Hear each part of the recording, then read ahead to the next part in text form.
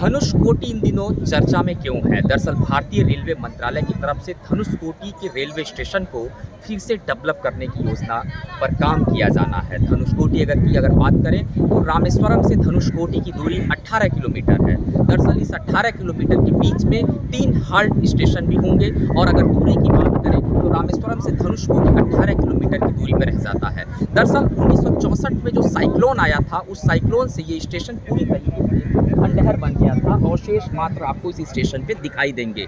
गांव के गांव थे वो तबाह हो गए थे, लोग बेघर हो गए थे। और इस रेलवे स्टेशन की अगर बात करूं तो अवशेष के नाम पर आपको एक रेलवे ट्रैक दिखाना चाहूँगा।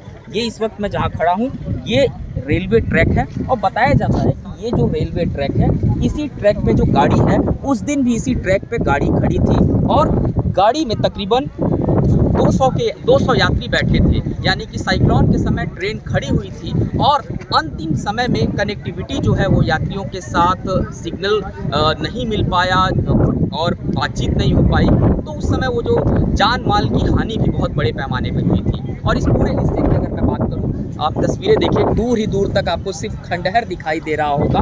और धनुषकोटी इस प्रोजेक्ट को लेकर के सरकार अब गंभीर है। रेलवे मंत्रालय आने वाले दिनों में धनुषकोटी इस प्रोजेक्ट को यानी कि इस स्टेशन का कायाकल्प करने जा रहा है, क्योंकि इसका पौराणिक और धार्मिक महत्व भी है। पौराणिक धार्मिक महत्व इसलिए बढ़ जाता है क्योंकि भगवान श्री राम ने जो पीछे हमारे दाहिने हिस्से की तरफ पूरा समुद्री इलाका है, यहीं से लंका में जाने के लिए उन्होंने पुल का निर्माण किया था, जिसकी वजह से जो सैनानी है वो यहाँ पर पहुँचते हैं, पूजा पाठ करते हैं। इसीलिए इसकी धार्मिक महत्वता भी बढ़ जाती है।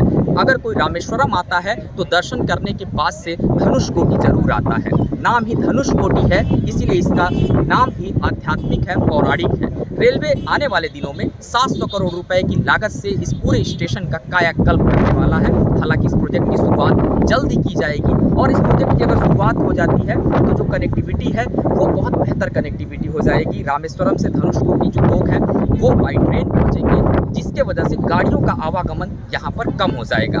अभी ज़्यादातर लोग रेलवे की कनेक्टिविटी ना होने के कारण अपने वाहनों से, टैक्सी से और गाड़ियों से पहुँचते हैं। आने वाले दिनों में जब ये स्टेशन डेवलप हो जाएगा तो तमाम तरीके की सुविधाएं लोगों को मिलेंगी। गौरव मिश्रा, धनुषकोटी से।